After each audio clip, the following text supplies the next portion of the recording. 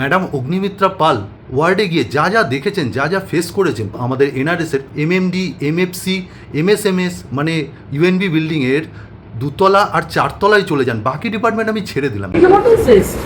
সুস্থ মানুষ আপনি, আমি যদি সুস্থ অবস্থায় ঢুকি না, মৃত্যুকালীন অবস্থায় বেরিয়ে আসবো।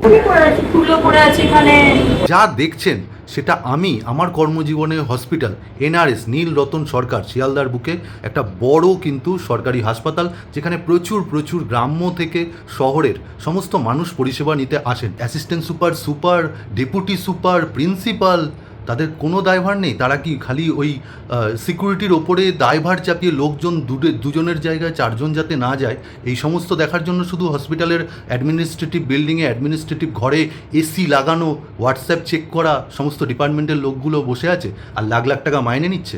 এগুলো কি মানা সম্ভব?